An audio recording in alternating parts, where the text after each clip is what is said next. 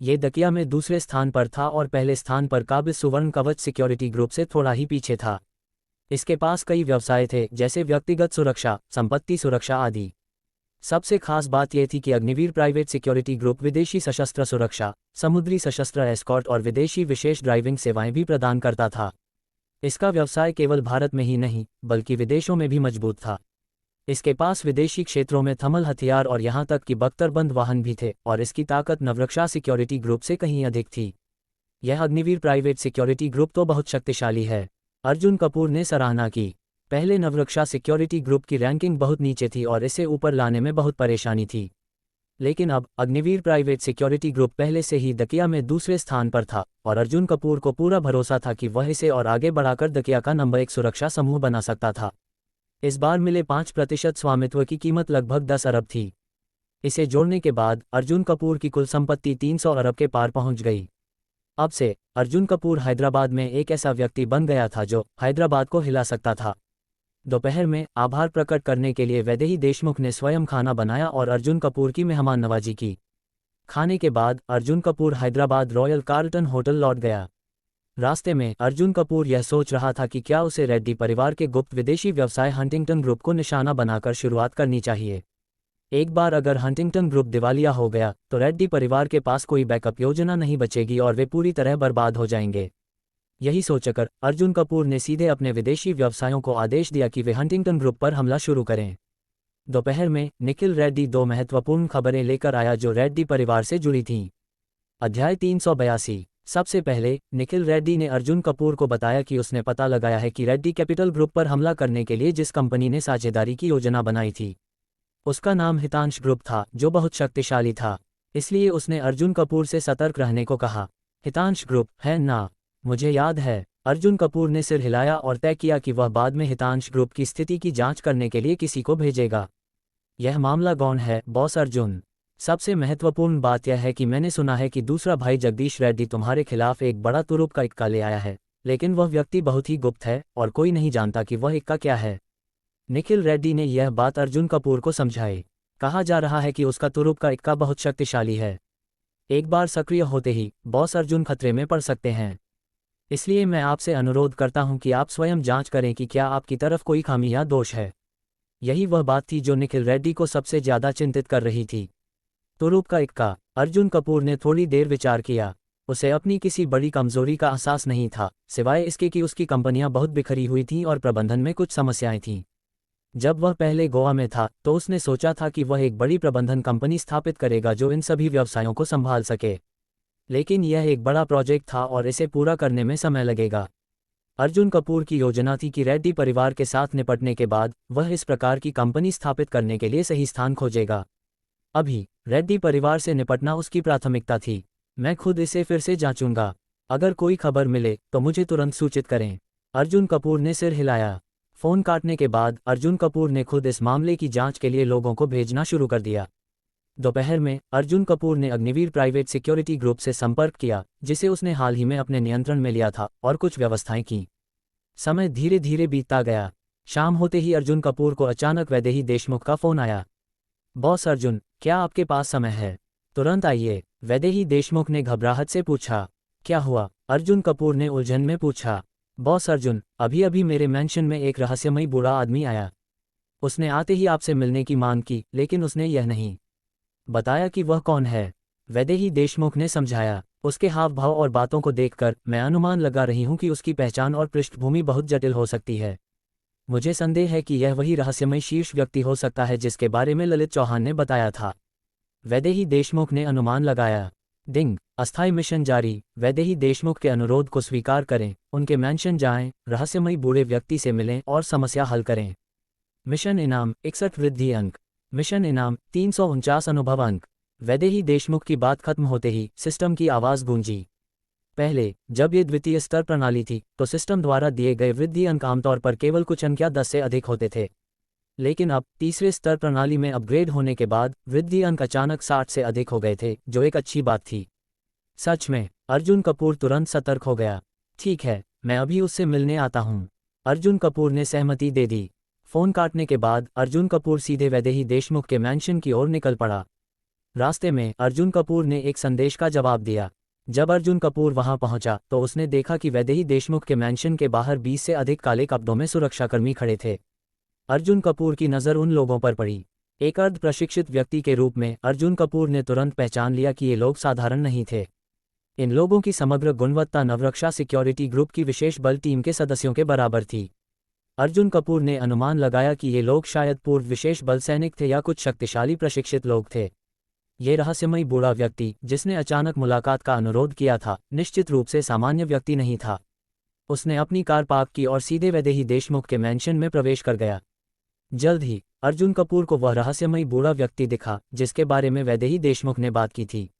यह एक तांग सूट पहने हुए वृद्ध व्यक्ति था। हालांकि वह बूढ़ा था, लेकिन उसकी उपस्थिति अभी भी प्रभावशाली थी और वह एक शक्तिशाली व्यक्ति की तरह लग रहा था। क्या तुम ही अर्जुन कपूर हो? जब अर्जुन कपूर ने उस रहस्यमयी बूढ़े व्यक्ति को देखा तब वह बूढ़ा भी अर्जुन कपूर को देख रहा था। क्या तुम ही ललित चौहान के पीछे का संचालक हो? अर्जुन कपूर ने पूछा। तुम बहुत चतुर हो, रहस्यमयी बूढ़े व्यक्ति ने और दिखावा नहीं किया और सीधे स्वीकार कर लिया। मैं गौरव सक्सेना हूँ, रहस्यमयी बूढ़े व्यक्ति ने खुद को परिचित कराया। जल्द ही गौरव सक्सेना ने अपनी शक्ति का प्रदर्शन करने के लिए एक बटन दबाया और उसके 40 से अधिक प्रशिक्षित सुरक्षा गार्ड वैदेही देशमुख के मैंशन में घुस आए। हिंसक झड़प शुरू हो गई। स्थिति अचानक गंभीर हो गई। अध्याय 383। तुम्हें क्यों लगता है कि ज्यादा लोग होने से कोई फर्क नहीं पड़ेगा? अर्जुन कपूर ने पलटकर पूछा। संख्या से ज्यादा महत्वपूर्ण ताकत होती है। हाँ, तुमने देखा होगा कि हमले दोगुने थे, लेकिन मेरे बॉडीगार्ड्स ने उन्हें संभाल लिया। असली मायने ताकत रखती है, संख्या नहीं, गौरव सक्सेना ने उत्तर दिया। तुम सही कह रहे हो, ताकत महत्वपूर्ण है, लेकिन क्या ऐसा संभव नहीं है कि जब ताकत समान हो तो अधिक संख्या वाले को बढ़त मिल जाए? अर्जुन कपूर ने रहस्यमयी मुस्कान के साथ कहा। फिर उसने उल्टी गिनती शुरू कर दी। 3, 2, 1। अर्जुन कपूर की गिनती सुनकर गौरव सक्सेना ने इसे नज़रअंदाज कर दिया। अर्जुन, कृपया बेकार की बातों में समय बर्बाद मत करो। गिनती करने से क्या फ़ायदा? यह मैंशन पहले ही मेरे बॉडीगार्ड्स के नियंत्रण में है। तुम अभी भी अच्छे हो। लेकिन गौरव सक्सेना अपनी बात पूरी भी नहीं कर पाया कि जैसे ही अर्जुन कपूर की गिनती खत्म हुई, अचानक एक अप्रत्याशित घटना घटी। मैंशन के बाहर से एक बड़ी संख्या में सुरक्षाकर्मी तेजी से अंदर घुसे। उनकी संख्या अधिक होने के कारण उन्होंने बाहर तैनात गौरव सक्सेना के बॉडीगार्ड्स को आसानी से हटा दिया। अर्जुन कपूर के अग्निवीर प्राइवेट सिक्योरिटी ग्रुप के पेशेवर सुरक्षाकर्मी आ चुके थे।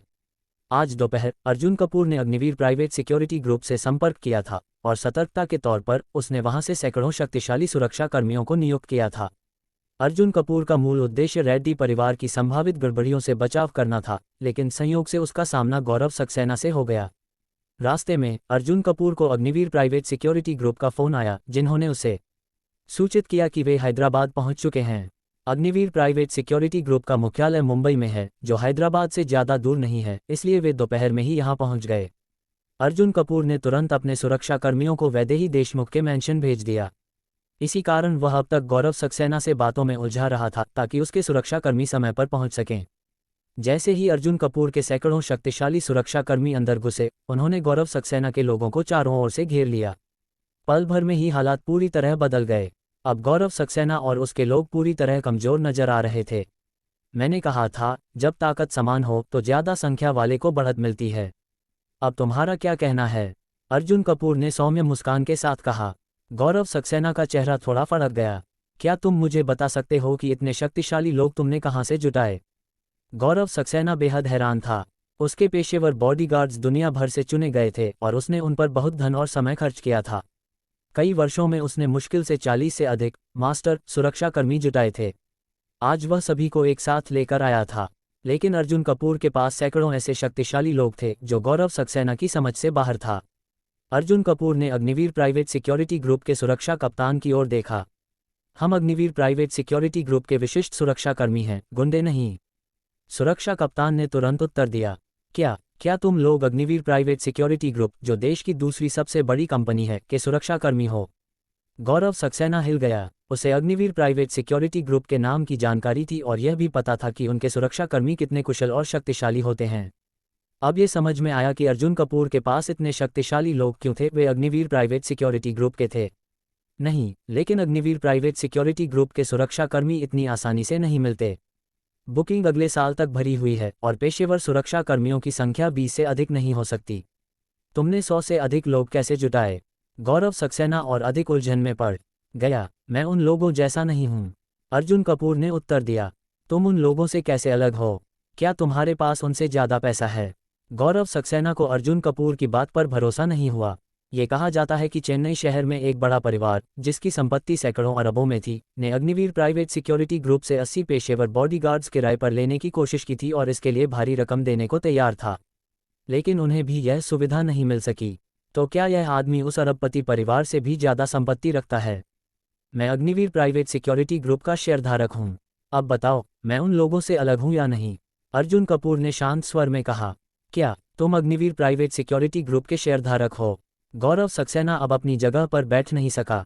यह आदमी वास्तव में इतनी बड़ी पहचान रखता है, ये गौरव सक्सेना की उम्मीद से परे था। अब उसका अर्जुन कपूर पर दबाव बनाने का प्रयास पूरी तरह विफल हो गया।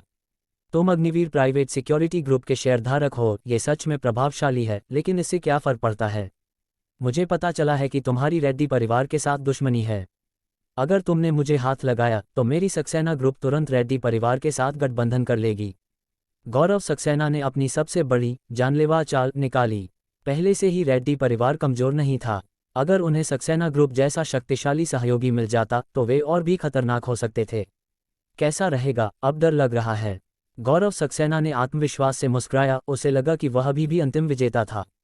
डर? अगर तुम्हारी सक्सेना ग्रुप और रेड्डी परिवार गठबंधन कर भी लें तो मैं सक्सेना ग्रुप को भी निपटा सकता हूँ।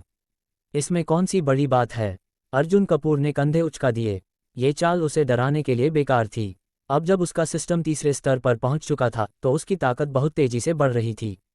चाहे सक्सेना ग्रुप और रेड्डी परिवार मिल भी जाएं, उससे कोई फर्क नहीं पड़ता। अध्याय 384। लड़के, तुम बहुत घमंडी हो। अर्जुन कपूर की बात सुनकर गौरव सक्सेना गुस्से में हंस पड़ा। क्या ये लड़का सच में ये सोच रहा है कि वह आसानी से सक्सेना ग्रुप को खत्म कर सकता है? इस लड़के को सच में कुछ भी कहने की हिम्मत है। क्यों न ये भी कह दे कि वह आराम से 1 ट्रिलियनर बन सकता है और दुनिया का सबसे अमीर आदमी बन जाएगा। अगर तुम हमारे सक्सेना ग्रुप और मुझे गंभीरता से नहीं ले रहे हो तो फिर मुझे दोष मत देना। गौरव सक्सेना की आंखों में ठंडक चमक उठी, जैसे उसने कोई बड़ा निर्णय ले लिया हो। लेकिन गौरव सक्सेना अपनी बात पूरी भी नहीं कर पाया था कि अचानक उसका मोबाइल फ़ोन बज उठा। वह थोड़ा चिढ़ गया और फ़ोन बंद करने ही वाला था, लेकिन जब उसने देखा कि कॉल किसकी है तो वह तुरंत रुक गया। अगर यह कोई और कॉल होती तो वह उसे तुरंत काट देता, लेकिन ये कॉल इतनी महत्वपूर्ण थी कि वह इसे अनदेखा नहीं कर सकता था। गौरव सक्सेना खड़ा हुआ और किसी और जगह जाकर बात करना चाहता था, लेकिन अग्निवीर प्राइवेट सिक्योरिटी ग्रुप के लोग तुरंत उसके सामने आकर खड़े हो गए और रास्ता रोक लिया। उनका संदेश स्पष्ट था, अर्जुन कपूर की अनुमति के बिना गौरव सक्सेना एक कदम भी नहीं चल सकता। ठीक है, गौरव सक्सेना ने दांत भींचकर कहा। उसके पास वहीं पर कॉल उठाने के अलावा कोई चारा नहीं था। बॉस गौरव, यहाँ कुछ पुराने दोस्त इकट्ठे हुए हैं, आओ साथ बैठते हैं। फ़ोन के दूसरी तरफ एक आदमी की आवाज़ आई। ठीक है, मैं तुरंत आता हूँ। गौरव सक्सेना ने तुरंत सहमति दे दी। उसे कहो, जब तक मामला हल नहीं होता तुम कहीं नहीं जा सकते। अर्जुन कपूर ने सख्ती से कहा। क्या यह आदमी सच में ये सोच रहा था कि वह यहाँ से चला जाएगा?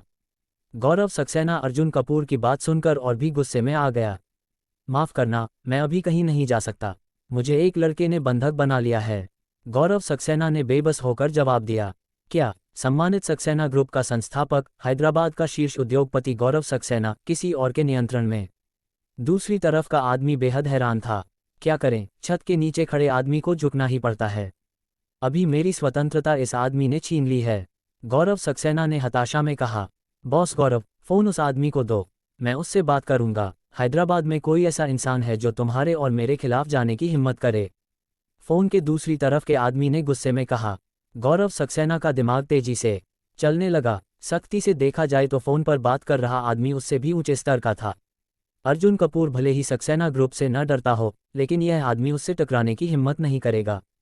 अब जब वह खुद आगे बढ़कर बात कर रहा था तो क्यों न इसका फ़ायदा उठाया जाए। ठीक है, गौरव सक्सेना के चेहरे पर एक चालाक मुस्कान आए और उसने अर्जुन कपूर से कहा। एक बहुत शक्तिशाली आदमी तुमसे कुछ शब्दों में बात करना चाहता है। गौरव सक्सेना को उम्मीद थी कि जब अर्जुन कपूर को इस आदमी की असली पहचान पता चलेगी तो वह डर के मारे कांप उठेगा। लेकिन जब उसने फ़ोन अर्जुन कपूर को सौंपा तो उसने बस लापरवाही से फ़ोन उठा लिया और कहा। गौरव सक्सेना आज कहीं नहीं जा सकता, और कल भी उसका क्या होगा यह उसकी किस्मत पर निर्भर करेगा। फ़ोन के दूसरी तरफ का आदमी गुस्से में उबल पड़ा। तुम कौन होते हो मुझसे इस तरह बात करने वाले? हैदराबाद में शायद ही कोई ऐसा था जो उससे इस तरह बात करने की हिम्मत करता। लेकिन जैसे ही उसने चिल्लाकर सवाल किया, उसने कुछ महसूस किया। क्या तुम ही बॉस अर्जुन कपूर हो?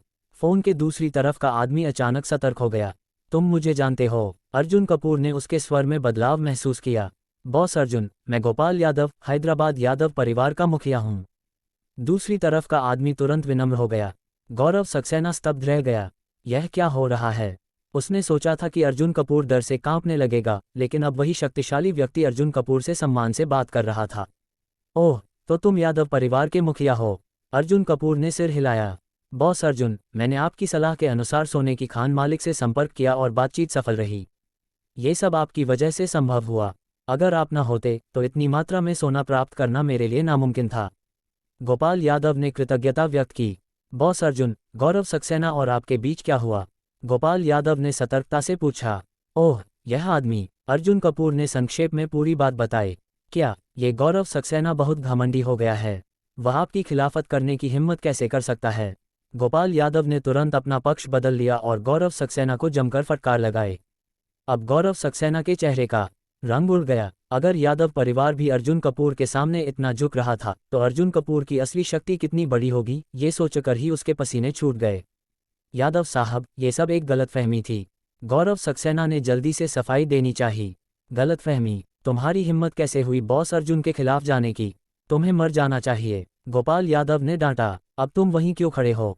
जल्दी से बॉस अर्जुन से माफी मांगो, गोपाल यादव ने गुस्से में कहा, लेकिन अंदर ही अंदर वह गौरव सक्सेना को संकेत दे रहा था कि अगर वह अपनी जान बचाना चाहता है तो तुरंत झुक जाए। गौरव सक्सेना को तुरंत बात समझ आ गई। उसने झुककर अर्जुन कपूर से विनम्रता से माफी मांगी। बॉस अर्जुन, मेरी गलती थी, कृपया मुझे माफ कर दीजिए। मैं अपनी गलती सुधारने के लिए तैयार हूँ। अब से ललित चौहान के सभी क्षेत्र आपके होंगे। अब हैदराबाद में केवल एक ही अंडरग्राउंड बॉस होगा, बॉस अर्जुन कपूर। गौरव सक्सेना की आवाज में विनम्रता थी, लेकिन अर्जुन कपूर अभी भी चुप था।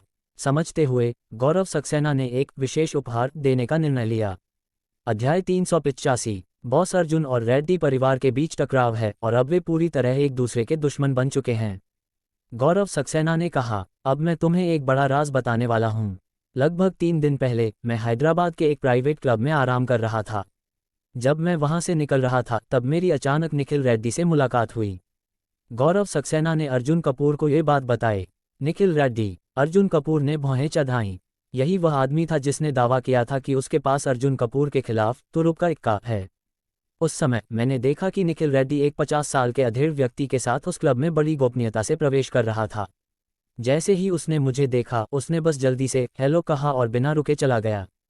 पहले जब भी निखिल रेड्डी गौरव सक्सेना से मिलता था तो वह उसे खुश करने के लिए लंबी बातें करता था, लेकिन इस बार उसने केवल एक संक्षिप्त अभिवादन किया और चला गया, जिससे गौरव सक्सेना को शक हुआ। जहां तक उस अधेड़ आदमी की बात है, उसने अपना चेहरा छिपाया हुआ था और एक भी शब्द बोले बिना जल्दी से चला गया। गौरव सक्सेना ने एक महत्वपूर्ण विवरण उजागर किया। तब मुझे बहुत जिज्ञासा हुई कि आखिर मामला क्या था, इसलिए मैंने गुप्त रूप से उस अधेड़ व्यक्ति की जांच करवाई। जांच के बिना तो मुझे कुछ नहीं पता चलता, लेकिन जैसे ही मैंने इसकी पड़ताल की, मैं चौंक गया। क्या बॉस अर्जुन को पता है कि वह अधेड़ आदमी कौन था? गौरव सक्सेना ने अर्जुन कपूर की ओर देखा। कौन? अर्जुन कपूर को भी अब दिलचस्पी हो गई। वह व्यक्ति कोई और नहीं बल्कि रेयान ग्रुप का पहला उपाध्यक्ष विक्रम खन्ना था। गौरव सक्सेना ने जवाब दिया। विक्रम खन्ना? ये सुनकर अर्जुन कपूर थोड़ा चौंक गया। विक्रम खन्ना, जो वर्तमान में रेयान ग्रुप का पहला उपाध्यक्ष था, अर्जुन कपूर के अधीन रेयान ग्रुप में दूसरे सबसे महत्वपूर्ण व्यक्ति के रूप में जाना जाता था। अर्जुन कपूर तुरंत समझ गया। निखिल रेड्डी का तथाकथित तुरुप का इक्का, सबसे अधिक संभावना थी कि उसने विक्रम खन्ना को रिश्वत देकर अपनी ओर मिला लिया था। क्योंकि अर्जुन कपूर स्वयं रेयान ग्रुप में अधिक समय नहीं बिताता था, इसलिए विक्रम खन्ना को कंपनी में बड़ी शक्ति प्राप्त थी। अगर कंपनी का दूसरा सबसे शक्तिशाली व्यक्ति रेड्डी परिवार में शामिल हो जाता तो यह अर्जुन कपूर के लिए बहुत बड़ा नुकसान होता। अच्छी बात थी कि यह जानकारी समय पर मिल गई। बॉस अर्जुन, ये राज आपके लिए बेहद महत्वपूर्ण है, गौरव सक्सेना ने कहा। अगर किसी महत्वपूर्ण वरिष्ठ अधिकारी की गुप्त रूप से दुश्मनों से मिलीभगत हो और यह समय रहते पता न चले तो गंभीर समस्या हो सकती थी। और हाँ, अपनी माफी प्रकट करने के लिए मैं केवल आपको ये जानकारी नहीं दूंगा। अगर आपको रेड्डी परिवार से निपटने में किसी भी तरह की सहायता चाहिए तो हमारा सक्सेना ग्रुप आपके साथ खड़ा रहेगा। गौरव सक्सेना ने वादा किया। रेड्डी परिवार से टकराना एक बहुत बड़ा जोखिम था, लेकिन अब जब वह पहले से ही अर्जुन कपूर का दुश्मन बन चुका था, तो यदि वह पूरी तरह से समर्पण नहीं करता तो उसे कैसे माफ किया जाता। क्या तुम्हें अपनी बातों पर भरोसा है? अर्जुन कपूर ने संदेह से पूछा। बिल्कुल, मैं अपनी प्रतिष्ठा की शपथ लेता हूँ। गौरव सक्सेना ने सिर हिलाया। बॉस अर्जुन, कृपया निश्चिंत रहें। बॉस गौरव ऐसा व्यक्ति नहीं जो अपनी बात से पीछे हटे। मैं भी इसकी गारंटी देता हूँ। गोपाल यादव ने भी सहमति दी। ठीक है, लेकिन अगर तुमने कोई चाल चली तो मैं रेड्डी परिवार के साथ साथ सक्सेना ग्रुप को भी खत्म कर दूंगा, अर्जुन कपूर ने सख्त लहजे में कहा। गौरव सक्सेना के माथे पर पसीना आ गया। अगर यह बात कोई और कहता तो वह इसे मजाक समझता, लेकिन जब उसने गोपाल यादव को अर्जुन कपूर के प्रति झुके हुए देखा तो उसे इस पर यकीन करना पड़ा। तो तय रहा, मैंने ललित चौहान के पूरे क्षेत्र को बॉस अर्जुन को सौंप दिया, और जब वह रेड्डी परिवार से निपटेंगे तो मैं उनके साथ खड़ा रहूंगा। गौरव सक्सेना ने अपनी शर्तें स्पष्ट कीं। अर्जुन कपूर ने सिर हिलाया। उसे पता था कि यह गौरव सक्सेना की अधिकतम सीमा थी। अगर वह और दबाव डालता तो यह उल्टा असर कर सकता था। बिना कोई प्रयास किए ललित चौहान के पूरे क्षेत्र को प्राप्त करना पहले ही एक बहुत बड़ी जीत थी। अब हैदराबाद का सबसे बड़ा अंडरग्राउंड साम्राज्य पूरी तरह से अर्जुन कपूर का हो गया था। इसके अलावा सक्सेना ग्रुप भी रेड्डी परिवार से निपटने में सहायता करेगा। गौरव सक्सेना ने अर्जुन कपूर से एक बार फिर माफ़ी मांगी और फिर वह और उसके लोग तुरंत चले गए। जैसे ही गौरव सक्सेना गया, सिस्टम की आवाज़ आई। डिंग। वैदेही देशमुख के मेंशन में जाकर रहस्यमयी बूढ़े आदमी से मिलो और समस्या हल करो। अस्थायी मिशन पूरा हुआ। बधाई हो, 61 वृद्धि अंक प्राप्त हुए। बधाई हो, 349 अनुभव अंक प्राप्त हुए। 61 वृद्धि अंक कोई छोटी संख्या नहीं थी। अर्जुन कपूर को अब सोचने की जरूरत थी कि इन अंकों का सबसे अच्छा उपयोग कैसे किया जाए। बॉस अर्जुन, मुझे नहीं पता कि मैं आपका आभार कैसे प्रकट करूं। गौरव सक्सेना के जाने के बाद वैदेही देशमुख ने कृतज्ञता से अर्जुन कपूर को देखा। अब से ललित चौहान का क्षेत्र तुम्हारे अधीन रहेगा। सालाना आय को हम 50-50 में बांट लेंगे, अर्जुन कपूर ने कहा। नहीं बॉस अर्जुन, मैं केवल 20% लूंगी, बाकी 80% आपका होगा। वैदेही देशमुख ने जल्दी से मना कर दिया। 20-80 बहुत कम है, इसे 30-70 कर देते हैं। बाकी बाद में देखेंगे, अर्जुन कपूर ने कहा। रात में अर्जुन कपूर ने अपने 61 वृद्धि अंक को पूरी तरह से ताकत बढ़ाने में लगा दिया। अब उसकी ताकत इंसानों के स्तर से काफ़ी ऊपर थी। अब अगला कदम था गद्दार विक्रम खन्ना से निपटना, लेकिन सीधे उसे निकाल देना बहुत आसान होता। अर्जुन कपूर ने गहरी सोच में डूबते हुए एक दमदार योजना बनाई। अध्याय 386। चूंकि निखिल रेड्डी ने विक्रम खन्ना को अपने तुरुप के रूप में अर्जुन कपूर के खिलाफ इस्तेमाल करने की योजना बनाई थी, तो क्यों न अर्जुन कपूर इस मौके का फ़ायदा उठाकर निखिल रेड्डी के लिए खुद ही एक जाल बिछा दे। अर्जुन कपूर के दिमाग में पहले से ही एक खेल बन चुका था। समय तेजी से बीत गया। अगले दिन सुबह अर्जुन कपूर रेयान ग्रुप पहुंचा, जहां वह लंबे समय से नहीं गया था। अर्जुन कपूर को देखते ही रेयान ग्रुप के वरिष्ठ अधिकारी बाहर आकर स्वागत करने लगे, लेकिन उनमें से सबसे उत्साहित विक्रम खन्ना था। विक्रम खन्ना ने हाल ही में जगदीश रेड्डी के साथ गुप्त समझौता किया था और रेड्डी परिवार में शामिल हो चुका था। अब जब अर्जुन कपूर खुद आया था तो विक्रम खन्ना ने अपनी वफादारी दिखाने की पूरी कोशिश की, ताकि उसे किसी भी तरह से शक न हो। कंपनी की स्थिति कैसी चल रही है? अर्जुन कपूर ने सामान्य लहजे में पूछा। बॉस, चिंता की कोई बात नहीं, सब कुछ सामान्य चल रहा है। मुनाफा भी लगातार बढ़ रहा है, विक्रम खन्ना ने जवाब दिया। बहुत अच्छा, तुम पहले उपाध्यक्ष के रूप में बहुत अच्छा काम कर रहे हो। अर्जुन कपूर ने उसकी पीठ थपथपाई और प्रशंसा की। मैं भविष्य में तुम्हें और बड़ा प्रमोशन देने पर विचार कर रहा हूँ, अर्जुन कपूर ने आगे कहा। विक्रम खन्ना के चेहरे पर मुस्कान थी, लेकिन अंदर से वह अर्जुन कपूर का मजाक उड़ा रहा था। हाँ, यह मूर्ख लड़का मुझे और प्रमोट करने की सोच रहा है, जबकि मैं उसे रेयान ग्रुप को बर्बाद करने वाला हूँ। जल्द ही ये कंपनी भारी कर्ज में डूब जाएगी और अर्जुन कपूर पूरी तरह से बर्बाद हो जाएगा। इस मूर्ख को ये भी नहीं पता कि वह किसके खिलाफ जा रहा है। रेड्डी परिवार जैसे शीर्ष अमीर घराने से टकराने का मतलब है अपनी तबाही को बुलाना। वैसे तुम कुछ और लोगों को भी बुला सकते हो। मैं उपाध्यक्षों के साथ एक महत्वपूर्ण निवेश योजना पर चर्चा करना चाहता हूँ, अर्जुन कपूर ने एक गहरी नज़र डालते हुए कहा। विक्रम खन्ना तुरंत सतर्क हो गया। बॉस, ये किस बारे में है? उसने पूछा। ये निवेश से संबंधित है। ये बहुत महत्वपूर्ण है, लेकिन इसे गुप्त रखना होगा, अर्जुन कपूर ने जानबूझकर रहस्य बनाए रखा। विक्रम खन्ना ने सिर हिलाया। ठीक है बॉस, मैं तुरंत बाकी लोगों को बुलाता हूँ। वह तेजी से अन्य उपाध्यक्षों को बुलाने चला गया। अर्जुन कपूर ने उसकी पीठ की ओर देखते हुए हल्की मुस्कान दी। यह मूर्ख अभी भी सोच रहा है कि सब कुछ उसके नियंत्रण में है। 10 मिनट बाद विक्रम खन्ना 2 और उपाध्यक्षों को लेकर अर्जुन कपूर के ऑफिस में आया। निवेश योजना की साजिश। बॉस, यह क्या मामला है? बॉस, आप किस चीज़ में निवेश करने वाले हैं? बाकी उपाध्यक्ष भी उत्सुक हो गए। कुछ समय पहले मेरी मुलाकात एक ऊर्जा कंपनी के मालिक से हुई थी। ये कंपनी हाल ही में बनी है, लेकिन इसमें अपार संभावनाएं हैं। मैं इसमें भारी निवेश करने जा रहा हूं, अर्जुन कपूर ने आत्मविश्वास से कहा। वह सिर्फ विक्रम खन्ना को नहीं, बल्कि बाकी 2 उपाध्यक्षों को भी इस झूठ में शामिल करना चाहता था ताकि सब कुछ असली लगे। फिलहाल हमारी कंपनी के पास 1.3 अरब की निवेश क्षमता है और मैं इसे पूरी तरह इस ऊर्जा कंपनी में निवेश करने की योजना बना रहा हूं। अगले 2-3 साल में हमारी आय दोगुनी या तिगुनी हो सकती है। अर्जुन कपूर ने जानबूझकर एक जुआरी की तरह दिखने की कोशिश की। ये योजना दोहरे फायदे की थी। विक्रम खन्ना के जरिए जगदीश रेड्डी को लालच में डालकर धोखा देना, रेड्डी कैपिटल ग्रुप को भारी वित्तीय नुकसान पहुंचाकर उसे बर्बाद करना। ये ऊर्जा कंपनी पूरी तरह से नकली थी। क्या बॉस, आप पूरी 1.3 अरब की राशि उस कंपनी में निवेश करने जा रहे हैं? बॉस, आपको फिर से सोचना चाहिए। बाकी 2 उपाध्यक्षों ने तुरंत आपत्ति जताई, लेकिन विक्रम खन्ना चुप था। उसका शरीर कह रहा था कि वह इस योजना से सहमत है। चिंता मत करो, ये कंपनी पूरी तरह से सुरक्षित है। हमने 10 अरब से अधिक का निवेश किया और 2-3 साल में आय तिगुनी हो सकती है। ये कहते हुए अर्जुन कपूर ने उन्हें एक नकली दस्तावेज दिखाया जिसे विशेष रूप से गढ़ा गया था। वाह बॉस, आपने एक शानदार निवेश मौका खोज लिया है। विक्रम खन्ना ने तुरंत चापलूसी की, लेकिन अंदर ही अंदर वह कुछ और सोच रहा था। अगर मैं इस ऊर्जा कंपनी की जानकारी जगदीश रेड्डी को दे दूं और वह इसमें निवेश करके भारी मुनाफा कमाए तो वह मुझे बड़ा इनाम देगा। थोड़ी देर चर्चा करने के बाद सभी लोग चले गए। गुप्त कॉल और धोखे की शुरुआत। जैसे ही वे बाहर निकले, अर्जुन कपूर ने तुरंत अपने ऑफिस की स्क्रीन ऑन की। रेयान ग्रुप में लगे सुरक्षा कैमरों के जरिए उसने देखा कि विक्रम खन्ना चुपके से एक कोने में जाकर किसी को कॉल कर रहा था। हालांकि आवाज़ सुनाई नहीं दी, लेकिन अर्जुन कपूर को पूरा यकीन था कि वह जगदीश रेड्डी को सूचना दे रहा था। अब शिकार फंस चुका था।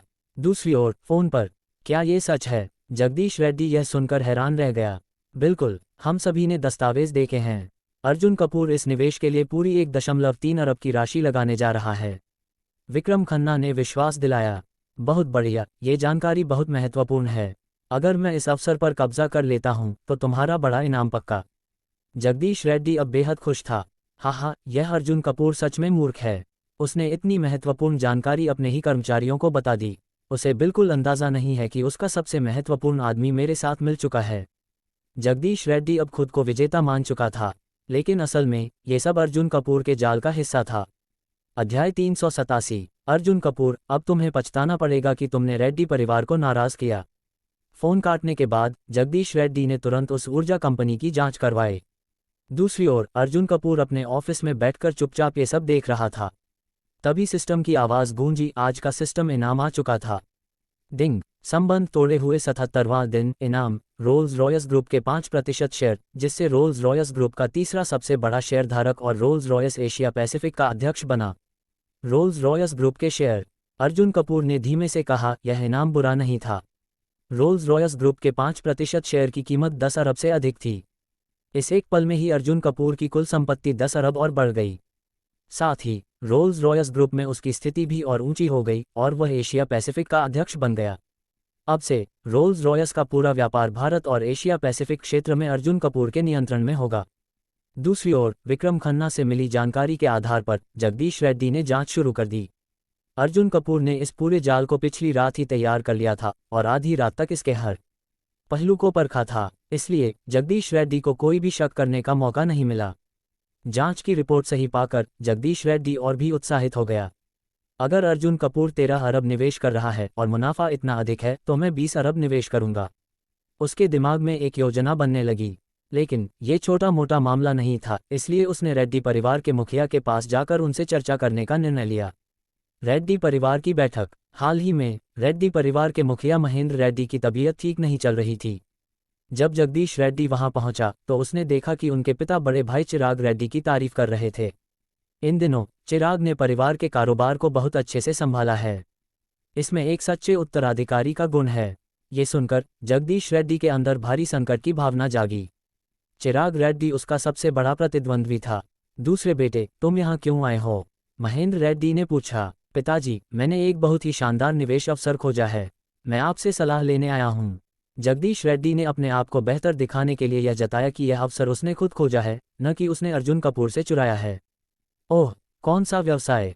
महेंद्र रेड्डी ने दिलचस्पी दिखाई। यह एक संसाधन कंपनी है। जगदीश रेड्डी ने विस्तार से समझाया कि यह कंपनी कैसे अभूतपूर्व मुनाफा कमा रही है। ये निवेश अच्छा लग रहा है। दूसरे बेटे, तुमने हाल ही में बहुत तरक्की की है। महेंद्र रेड्डी ने उसकी तारीफ की। जब उन्होंने सुना कि जगदीश रेड्डी ने खुद यह मौका खोजा है तो वे संतुष्ट हो गए और कंपनी पर शक नहीं किया। अगर पिताजी को इसमें कोई समस्या नहीं दिखती तो मैं तुरंत संपर्क करके ये सौदा पक्का कर लूँ, जगदीश रेड्डी ने कहा और बैठक से बाहर चला गया। ठगी का पहला कदम। अब जगदीश रेड्डी के आत्मविश्वास में जबरदस्त उछाल आ चुका था। वह इस निवेश को सफल बनाकर चिराग रेड्डी की चमक को फीका करना चाहता था। साथ ही वह मन ही मन अर्जुन कपूर का धन्यवाद भी अदा करना चाहता था। अगर अर्जुन कपूर ने ये जानकारी नहीं लीक की होती तो मुझे यह अवसर कभी नहीं मिलता।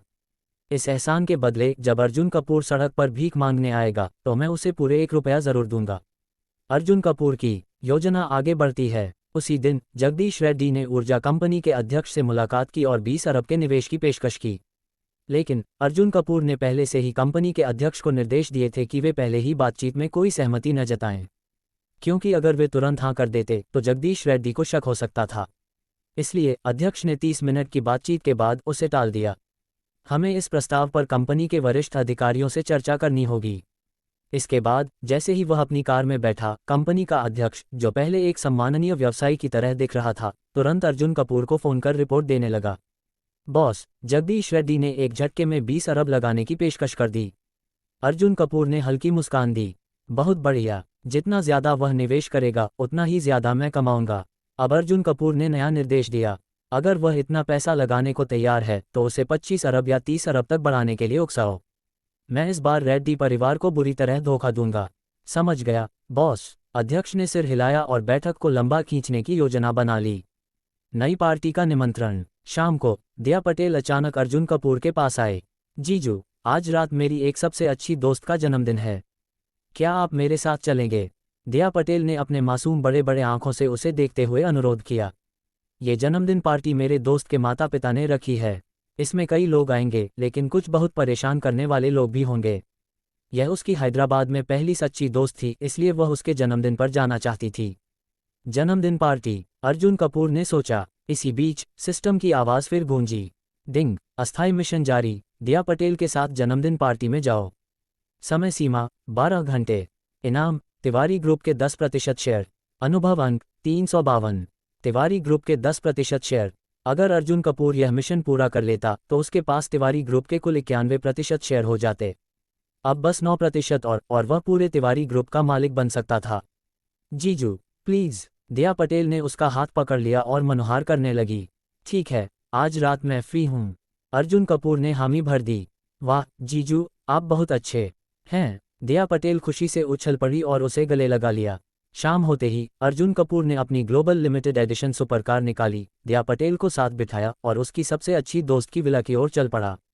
अध्याय 388। लगभग 40 मिनट के बाद अर्जुन कपूर और दिया पटेल अपने गंतव्य पर पहुंचे। जैसे ही दिया पटेल पहुंची, उसकी सबसे अच्छी दोस्त संध्या मेहता ने उसे गर्मजोशी से स्वागत किया। संध्या, यह मेरे जीजू अर्जुन कपूर हैं। जब दोनों पक्षों की मुलाकात हुई तो दिया पटेल ने अपने जीजू का परिचय कराया। नमस्ते अर्जुन भैया, संध्या मेहता ने विनम्रता से अभिवादन किया। नमस्ते, अर्जुन कपूर ने हल्का सिर हिलाया। संध्या, जन्मदिन मुबारक हो। ये तुम्हारे लिए मेरा खास तोहफा है। दिया पटेल ने अपनी दोस्त के लिए पहले से तैयार किया हुआ उपहार उसे दिया। धन्यवाद दिया। संध्या मेहता ने खुशी से दिया पटेल को गले लगाया और दोनों आपस में बातचीत करने लगीं। एक अलग व्यक्तित्व वाला लड़का। इस बीच अर्जुन कपूर पास के एक कोने में बैठ गया और आराम करने लगा। वहीं उसने देखा कि एक मोटी चश्मा पहने हुए मासूम से दिखने वाले लड़के ने पास में बैठकर मैक्रो इकोनॉमिक्स नाम की किताब में गहरी रुचि दिखाए। जबकि बाकी सभी लोग मस्ती कर रहे थे, गप्पे मार रहे थे, खेल रहे थे, हंस रहे थे, ये लड़का पूरी तल्लीनता से पढ़ाई कर रहा था। अर्जुन कपूर को ये बात बहुत दिलचस्प लगी। उस लड़के की पोशाक बहुत साधारण थी, वह किसी अमीर घराने का नहीं लग रहा था। इसी बीच दिया पटेल वहां आए और उसने उस लड़के के बारे में बताया। उसका नाम फारूक जिंदल है, वह इस साल जूनियर है, हमारे डिपार्टमेंट में पहला स्थान पाता है और पूरे कॉलेज में टॉप करने वाला स्टूडेंट है। उसने कई राष्ट्रीय स्तर के पुरस्कार भी जीते हैं। ओह, अर्जुन कपूर थोड़ा हैरान हुआ। लेकिन तुम तो फर्स्ट ईयर में हो, तुम्हें उसके बारे में कैसे पता? जीजू, उसने संध्या को पसंद किया है और संध्या को भी वह अच्छा लगता है, लेकिन संध्या के परिवार को ये रिश्ता पसंद नहीं। वे उसे बिना बैकग्राउंड वाला मानते हैं और इस रिश्ते को मंजूरी नहीं दे रहे। ओह, अब अर्जुन कपूर की आंखें चमक उठीं, क्या उसने एक अनमोल प्रतिभा खोज ली? इस समय अर्जुन कपूर को सिर्फ पैसा नहीं बल्कि प्रतिभाशाली लोगों की भी जरूरत थी। अगर वह प्रतिभाशाली लोगों को सही समय पर अपने साथ जोड़ ले तो उनका उसके प्रति समर्पण भी गहरा होगा। इससे विक्रम खन्ना जैसे धोखेबाजों की तरह की समस्या नहीं होगी। चलो, मैं उससे बात करता हूँ। अर्जुन कपूर उठकर 2 शराब के गिलास लिए और फारूक जिंदल की ओर बढ़ा। बुद्धिमान छात्र से बातचीत। भाई, क्या आप ड्रिंक लेंगे? अर्जुन कपूर ने प्रस्ताव दिया। नहीं, धन्यवाद, फारूक जिंदल ने संक्षिप्त उत्तर दिया और किताब पढ़ने में मशगूल रहा। जो किताब तुम पढ़ रहे हो, मैक्रो इकोनॉमिक्स, उसके लेखक पॉल क्रुगमैन हैं, सही? अर्जुन कपूर ने अचानक पूछा। हाँ, आपने इसे पढ़ा है? फारूक जिंदल तुरंत उत्साहित हो गया, क्योंकि बहुत कम लोग होते हैं जो इस अर्थशास्त्र की उन्नत किताब के लेखक का नाम सही बता सकें। इसके बाद अर्जुन कपूर ने उससे कुछ जटिल आर्थिक प्रश्न पूछे। फारूक जिंदल के उत्तर इतने सटीक और तार्किक थे कि अर्जुन कपूर पूरी तरह संतुष्ट हुआ। कुछ उत्तर तो इतने शानदार थे कि उन्हें टालना असंभव था। अब अर्जुन कपूर पूरी तरह से समझ चुका था, ये लड़का असली टैलेंट है। तुम अगले साल ग्रेजुएट हो रहे हो, सही? हाँ, तो क्या तुमने सोचा है कि किस कंपनी में काम करना चाहोगे? फिलहाल नहीं, मैं राणा ग्रुप का मालिक हूँ। तुम्हें मेरे साथ काम करने में दिलचस्पी होगी। आप राणा ग्रुप के मालिक हैं? फारूक जिंदल आश्चर्यचकित रह गया। उसके सामने बैठा ये साधारण सा दिखने वाला आदमी असल में हैदराबाद के सबसे बड़े ग्रुप्स में से एक का मालिक था। लेकिन फिर भी फारूक जिंदल ने मना कर दिया। धन्यवाद, लेकिन फिलहाल मेरी ऐसी कोई योजना नहीं है। अर्जुन कपूर ने मुस्कुराकर सिर हिलाया। कोई बात नहीं, वह जानता था कि प्रतिभा को सही समय पर पकड़ना होता है। परेशान करने वाला अमीर लड़का। तभी दया पटेल ने अर्जुन कपूर को एक संकटपूर्ण नज़र दी। अर्जुन कपूर तुरंत समझ गया कि कुछ गलत हो रहा है। जब वह वहां पहुंचा तो उसने देखा कि एक स्मार्ट, अमीरजादा लड़का दया पटेल को तंग कर रहा था। जीजू, दया पटेल ने राहत की सांस ली। ओह, तो आप ईशा पटेल के जीजू हैं? अमीर लड़के ने मुस्कुराकर पूछा। नमस्ते, जीजू। जैसे ही उसने ये कहा, अर्जुन कपूर ने उसकी ओर देखा और कहा, मुझे मत बुलाओ, मैंने पहले ही अपनी गर्लफ्रेंड चुन ली है। ओह, अमीर लड़के का चेहरा कड़ा हो गया। तभी कुछ और अमीरजादे लड़के आए और झुककर बोले, अरे, ये तो जिन युवराज हैं। नमस्ते जिन साहब। ये लड़का कोई और नहीं बल्कि जितेंद्र यादव था। भाई, मैंने हाल ही में बुगाटी वेरॉन खरीदी है और मैं दया पटेल को एक राइड पर ले जाना चाहता हूँ। आपको कोई दिक्कत? ये सुनकर दया पटेल ने तुरंत जवाब दिया, मुझे कोई राइड नहीं चाहिए। मैं अपने जीजू की सुपरकार में आ चुकी हूँ। सुपरकार? तुम्हारे जीजू की कार मेरी बुगाटी वेरॉन से बेहतर कैसे हो सकती है? जितेंद्र यादव तुरंत भड़क उठा। हा, क्या मजाक कर रही हो? बुगाटी वेरॉन से महंगी कार तो गिनी चुनी होती हैं। तुम्हारे जीजू की कार कौन सी है? अब सबकी निगाहें अर्जुन कपूर पर थीं। दया पटेल को अचानक याद नहीं आया कि वह कौन सी कार थी, इसलिए उसने अर्जुन कपूर की तरफ देखा। भाई, आप कौन सी कार चला रहे थे? अर्जुन कपूर ने हल्के से मुस्कुराकर जवाब दिया, कोएनिग्सेग 1-1। क्या? पूरी पार्टी में सन्नाटा छा गया। अध्याय 389। अर्जुन कपूर ने शांत स्वर में कहा, यह कोएनिग्सेग 1-1 है। ओह, यह कोएनिग्सेग? नहीं, रुको, क्या कोएनिग्सेग 1-1? वो कोएनिग्सेग 1-1 जिसकी कीमत 100 करोड़ से भी ज्यादा है और पूरी दुनिया में सिर्फ 6 गाड़ियां हैं। हे भगवान, क्या मैंने सही सुना? कुछ युवा लड़के हैरान रह गए और अवाक खड़े रह गए। कोएनिग्सेग दुनिया के शीर्ष सुपरकार ब्रांडों में से एक है। यहाँ मौजूद इन अमीरजादों के लिए भी कोएनिग्सेग 1-1 एक सपना था। लेकिन अर्जुन कपूर के पास ये दुर्लभ सुपरकार थी। जितेंद्र यादव सबसे ज्यादा हैरान और परेशान था। उसकी आवाज कांप उठी। कोएनिग्सेग 1-1 कैसे संभव है? यह असंभव है। उसने सोचा कि कैसे ये लड़का इतनी महंगी सुपरकार का मालिक हो सकता है। दुनिया में सिर्फ 6 गाड़ियां और उनमें से एक इस लड़के के पास। नहीं, ये सच नहीं हो सकता। इसी बीच एक युवा लड़का दौड़ता हुआ विला से बाहर गया। मैं खुद जाकर देखता हूँ। यह आदमी झूठ बोल रहा होगा। वह विला से बाहर निकला और इधर उधर देखा। पहले तो उसे कोई कोएनिग्सेग नहीं दिखी, न ही कोई दुर्लभ सुपरकार। झूठ, इसने सबको बेवकूफ़ बनाया है। वह वापस जाकर अर्जुन कपूर की पोल खोलने वाला था, लेकिन तभी उसकी नज़र दूर खड़ी एक अविश्वसनीय रूप से आकर्षक सुपरकार पर पड़ी। वह हक्का बक्का रह गया। ये सच में कोएनिग्सेग 1-1 है। उसकी आंखें फटी रह गईं। बाप रे, ये तो सच में कोएनिग्सेग 1-1 है। लड़का तेजी से वापस विला में आया और सांस फूलते हुए बोला, यकीन नहीं होगा, लेकिन वह आदमी सच कह रहा था। बाहर कोएनिग्सेग 1-1 खड़ी है। यह आदमी कोई साधारण व्यक्ति नहीं है। क्या? जितेंद्र यादव का दिमाग सुन्न हो गया। उसका पूरा शरीर कांपने लगा। कैसे? ये कैसे संभव है? अर्जुन भैया, आप सच में कमाल हो। बॉस, क्या आप मुझे अपना छोटा भाई बना सकते हैं? अरे हटो, मुझे पहले बनाओ। अब ये सभी युवा लड़के जितेंद्र यादव को छोड़कर अर्जुन कपूर की तारीफ कर रहे थे। ये देखकर जितेंद्र यादव की आंखों में गुस्सा और जलन साफ दिख रही थी। भले ही यह आदमी कोएनिग्सेग 1-1 का मालिक हो, लेकिन इसका मतलब यह नहीं कि वह सच में अमीर है। आजकल बहुत से लोग सिर्फ दिखावा करते हैं। असली अमीर लोग ऐसी गाड़ियों को स्टेटस सिंबल नहीं बनाते। इंटरनेट के कई बड़े इन्फ्लुएंसर भी महंगी गाड़ियां दिखाते हैं, लेकिन उनकी असली नेटवर्थ बहुत कम होती है। ये सुनकर कई लड़कों ने सिर हिलाया।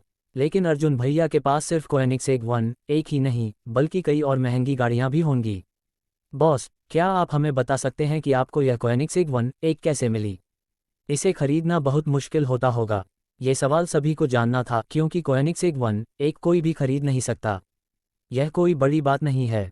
जब आप कोएनिग्सेग कंपनी के मालिक हों तो अपनी कंपनी के लिए एक कार लेना तो बहुत आसान होता है ना? क्या तुमने अभी अभी कहा कि कोएनिग्सेग कंपनी के मालिक? नहीं, यह नहीं हो सकता। ये सुनकर पूरा विला शांत हो गया। सबका दिमाग हिल गया। वह क्या कह रहा है? यह आदमी कोएनिग्सेग कंपनी का मालिक है। हे भगवान, ये संभव नहीं है। अब सबको समझ में आया कि यह लड़का केवल एक आम सुपरकार ओनर नहीं, बल्कि एक अरबपति है। इसका मतलब था कि कोएनिग्सेग 1-1 सिर्फ उसकी एक कार थी, और वह दुनिया के सबसे अमीर लोगों में से एक हो सकता था। अर्जुन भैया, क्या आप सच में कोएनिग्सेग के मालिक हैं? अब कोई भी अर्जुन कपूर की ओर देखने की हिम्मत नहीं कर रहा था। सबका रवैया पूरी तरह बदल चुका था। नहीं, यह असंभव है, ये झूठ है। लेकिन जितेंद्र यादव को पता था कि अब उसकी कोई भी बात कोई नहीं मानेगा। वह बिल्कुल अपमानित महसूस कर रहा था। अर्जुन कपूर ने सिर्फ एक हल्की मुस्कान दी। उसे अब और कुछ कहने की जरूरत नहीं थी। आज की रात का असली हीरो वह था। अध्याय 390। दिया पटेल का बहनोई बहुत जबरदस्त है। मौके पर मौजूद हर कोई स्तब्ध था। बॉस, आप बहुत शक्तिशाली हैं। बॉस, मैं सच में आपका छोटा भाई बनना चाहता हूँ। बॉस, मेरी 2 बहनें बहुत सुंदर हैं। मैं आपको उनसे मिलवा सकता हूँ। बस मुझे अपना छोटा भाई बना लीजिए, बस। ये सभी युवक फिर से अर्जुन कपूर के चारों ओर इकट्ठा हो गए और उनसे विनती करने लगे कि वे उन्हें अपना छोटा भाई बना लें। जहां तक जितेंद्र यादव की बात है, जो अभी ताने मार रहा था, वह और भी अधिक शर्मिंदा हो गया। उसने अभी कहा था कि अर्जुन कपूर शायद किसी फर्जी अमीर सोशल मीडिया सेलिब्रिटी की तरह हैं, लेकिन अगले ही पल उसे बताया गया कि अर्जुन कपूर कोएनिग्सेग के बॉस हैं, जो दुनिया के शीर्ष सुपरकार ब्रांडों में से एक है। ये कैसे संभव है? जितेंद्र यादव का चेहरा बुझ सा गया। उसने अनिच्छा से अर्जुन कपूर की ओर देखा, लेकिन अर्जुन कपूर का सामना करने की हिम्मत नहीं हुई, इसलिए वह तुरंत अपमानित होकर वहां से भाग गया। और जो युवक अभी तक जितेंद्र यादव को खुश करने की कोशिश कर रहे थे, उन्होंने अब उसकी पूरी तरह से अनदेखी कर दी। अर्जुन कपूर स्वाभाविक रूप से इन मौकापरस्त लोगों के साथ अधिक उलझना नहीं चाहते थे, इसलिए उन्होंने उन्हें वहां से जाने के लिए कह दिया। हालांकि वे युवक अनिच्छुक थे, लेकिन अर्जुन कपूर के आदेश की अवहेलना करने की उनकी हिम्मत नहीं थी, इसलिए उन्हें जाना पड़ा। जीजाजी, आप बहुत अच्छे हैं, धन्यवाद। अब ये जितेंद्र यादव मुझसे दूर रहेगा। दिया पटेल ने अर्जुन कपूर का हाथ पकड़ लिया और बहुत खुश हो गई। जितेंद्र यादव उनके स्कूल का एक प्रसिद्ध प्लेबॉय था। स्कूल के अनुसार उसकी कम से कम 2 अंकों में पूर्व प्रेमिकाएं थीं, और इससे भी अधिक ऐसी लड़कियां थीं जिनका कोई रिकॉर्ड नहीं था। दिया पटेल हाल ही में इस विश्वविद्यालय में स्थानांतरित हुई थी, और अपनी सुंदरता के कारण वह जितेंद्र यादव की नज़रों में आ गई, जिससे उसे बहुत परेशानी होने लगी थी। अब जब उसके जीजाजी ने मोर्चा संभाल लिया था, तो वह आदमी शायद अब उसके सामने रौब नहीं झाड़ पाएगा। इसी समय सिस्टम की आवाज़ आई। डिंग। शाम को दिया पटेल के साथ जन्मदिन की पार्टी में जाने का वादा करें, मिशन पूरा हुआ। बधाई हो, आपको तिवारी ग्रुप के 10% शेयर प्राप्त हुए। शेयर खरीद अनुबंध आपके अध्ययन कक्ष में रख दिया गया है, कृपया जांच करें। बधाई हो, 352 अनुभव अंक प्राप्त हुए। मिशन पूरा हो चुका था। तिवारी ग्रुप के 10% शेयर भी अर्जुन कपूर के हाथ में थे। अब तक अर्जुन कपूर पहले ही तिवारी ग्रुप के 91% शेयरों के मालिक बन चुके थे। अब उन्हें केवल आखिरी 9% शेयर चाहिए थे ताकि वे तिवारी ग्रुप का पूरा अधिग्रहण कर सकें। पहले अर्जुन कपूर मिशन पूरा होते ही वहां से चले जाते थे, लेकिन इस बार वह फिलहाल ऐसा करने का इरादा नहीं रखते थे। मत भूलिए, अभी एक और प्रतिभा मौजूद थी, फारूक जिंदल।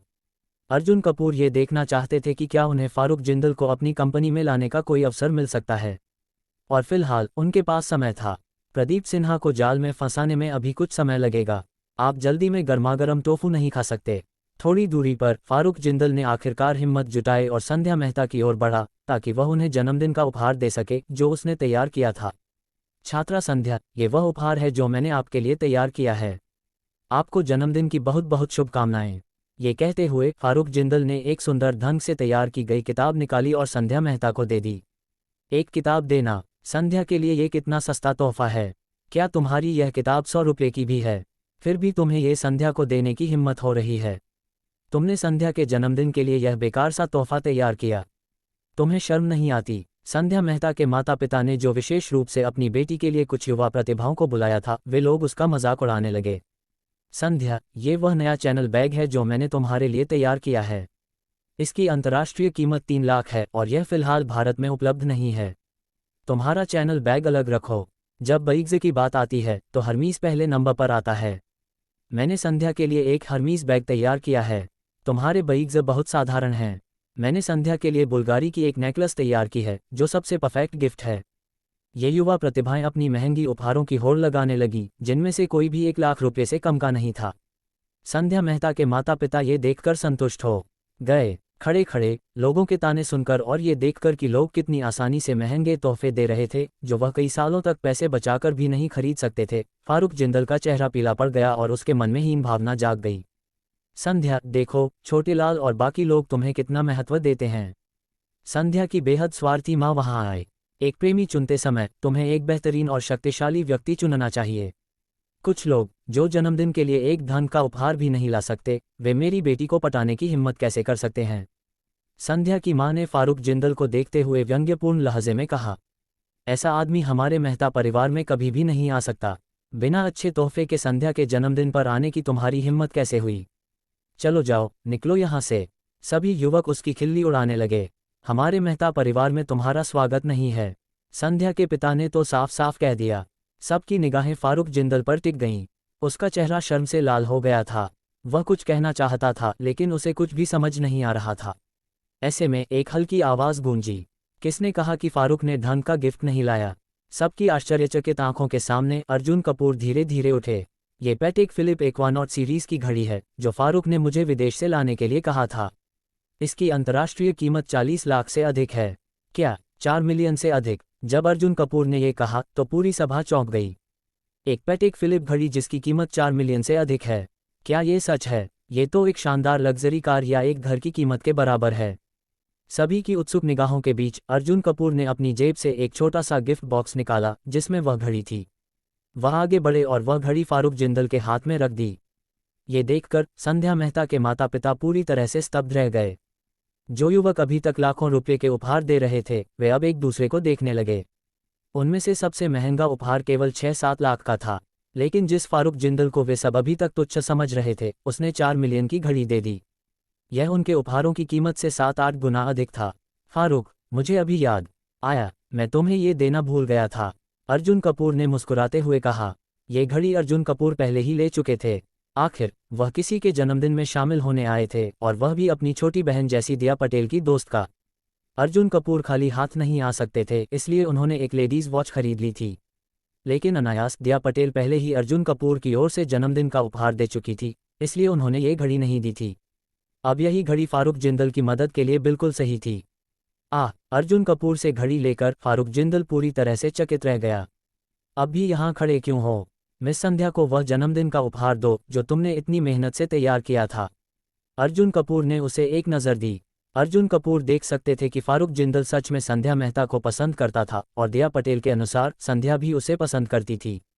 लेकिन संध्या के माता पिता अत्यधिक लालची और दिखावे में विश्वास करने वाले थे, इसलिए दोनों कभी एक साथ नहीं आ सके। अर्जुन कपूर ने सबसे महत्वपूर्ण क्षण में फारूक जिंदल की मदद की। इसका मतलब था कि फारूक जिंदल निश्चित रूप से उनके एहसानमंद रहेगा। इससे अर्जुन कपूर के लिए उसे अपनी कंपनी में लाना और आसान हो जाएगा। एक कदम पीछे हटकर देखें तो यदि फारूक जिंदल एहसान को पहचानने वाला व्यक्ति नहीं निकला तो अर्जुन कपूर को यह भी समझ आ जाएगा कि उसे अपनी कंपनी में रखना उचित नहीं होगा। इससे भविष्य में किसी बड़ी समस्या से बचा जा सकता था। फारूक जिंदल को अर्जुन कपूर का इशारा समझ आ गया।